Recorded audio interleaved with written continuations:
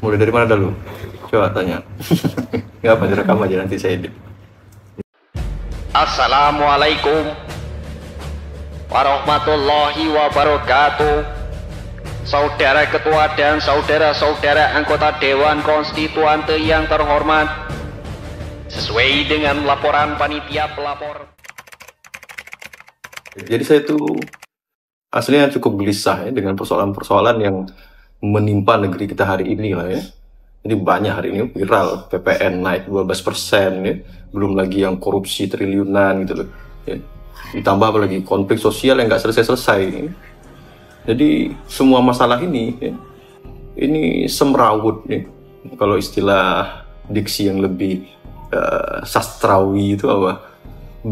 Berkelindang gitu loh. Ya. Sehingga ketika kita mau menyelesaikan satu masalah ya, bukannya selesai, malah nambah masalah baru gitu loh. Ya, itu karena Indonesia dibandingkan negara lain, Indonesia tentu saja menjadi lebih riskan gitu ya, karena angka kemiskinannya naik gitu ya. Jadi saya pikir tentu saja investor akan menggunakan standar Bank Dunia itu untuk pertimbangan investasi misalnya ya. Sehingga saya itu punya satu analogi sederhana lah agar kita memahami barang-barang dulu ya, kerangka berpikirnya. Karena ini hari ini kita lihat hilang gitu di tengah-tengah generasi kita kan. Anggap ya, kita itu tinggal di satu rumah. Terus kita punya apa? Kita itu punya 10 lampu ya. Nah, kalau seandainya ada satu lampu yang kedap-kedip ya, itu artinya apa? Lampu itu rusak ya, kalau hanya satu ya. Tapi kalau seandainya di satu rumah itu kita punya 10 lampu ya, dan 5 atau bahkan 7 atau 8 lampu di antara itu kedap-kedip ya, itu yang salah apa? Ya, yang salah lampunya kan? Ya, atau ada sesuatu yang lain ya.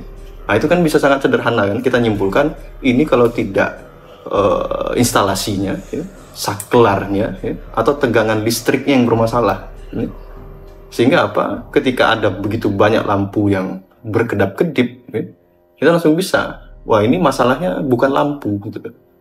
Kalau seandainya ya, terus kita ganti lampunya ya, itu 8 lampu kita ganti ya, itu 10 kali, 100 kali, 1000 kali kita ganti ya, itu nggak selesai masalahnya, lampu kita kedap-kedip terus gitu.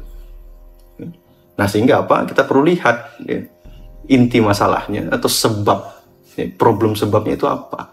Nah, ternyata hari ini ya, saya melihatnya ya, banyak problem-problem tadi ya, bahkan banyak ahli yang hari ini berdiskusi di LC itu ya, bagi saya ya itu ngomongin kita mau ganti lampu apa gitu. Ini pakai Philips ya, atau pakai apa, Osram ya, tanpa melihat ternyata masalahnya bukan lampu gitu. Masalahnya tegangan listriknya, masalahnya itu di instalasi listriknya gitu. Nah, sehingga kalau kita mau lihat hari ini PPN 12% tadi yang kemudian ada yang menganalisis ya, saya bisa bersepakat dengan banyak pendapat itu gitu loh. Ya, bisa jadi ya, memang PPN tidak usah naik atau bahkan diturunkan gitu loh. Ya, atau dinaikkan sekalian yang tinggi gitu loh. PPN berapa? 25%. Itu kalang kabut itu nanti kita ya, semuanya ya. Nah, tapi masalah itu tadi, mau PPN ini naik atau turun ya, kerangka berpikir yang digunakan dalam mengatur ekonomi kita secara makro ya, hari ini harus jujur kita katakan ya, itu kapitalistik yang liberal gitu loh.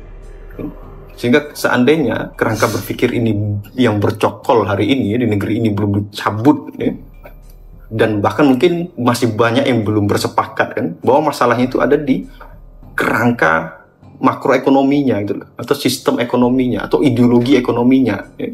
Maka sampai kapanpun ya kita bicara terkait dengan problem-problem akibat tadi ya, PPN naik ya, pajak motor mau naik ya, kemudian apa lagi ya, ada banyak persoalan-persoalan mikroekonomi ya, bahkan ada yang bilang ya kita harus lebih inovatif, lebih produktif ya kan. Pertanyaan terus, kalau kita lebih produktif dan lebih inovatif, apakah semua akan baik-baik saja secara otomatis? Ya belum tentu gitu, ya, belum tentu. Sehingga tadi ya, ini bagi saya ya, ini masalah yang sistematik ya. Sehingga saya itu terpikir ya, saya itu ingin sekali ya, mengembalikan ya, pembicaraan tetua-tetua kita ya, di pertengahan abad 20 gitu loh ya. Mungkin ada yang pernah tahu ya teman-teman ya, sidang konstituante gitu loh ya, yang saat itu terputus ya, Sehingga saya itu ingin sebenarnya mengajak pada teman-teman itu bagaimana hari ini generasi kita duduk bareng membicarakan landasan prinsip paradigma dasar yang harus kita gunakan untuk menjawab semua persoalan-persoalan tadi. Dasar negara dapat digambarkan sebagai berikut. 1. Rumusan pendapat yang berbeda. 2. Rumusan pendapat yang sama. Mengenai rumusan pendapat yang berbeda-beda adalah A. Sosial ekonomi sebagai dasar negara. B. Islam sebagai dasar negara. C. Pancasila sebagai dasar negara, dan masing-masing tentunya alasan-alasannya sendiri-sendiri. Adapun rumusan pendapat yang sama disertai dengan pengharapan agar dasar negara seharusnya musyawarah hendaknya menjadi dasar dalam segala perundingan dan penyelesaian. Karena sampai kapanpun ketika kita berbicara pada teknis, pada taktis, tanpa membicarakan sumber masalahnya, maka ini bagi saya nonsens gitu. Kan ada satu teori terkait dengan pembusukan.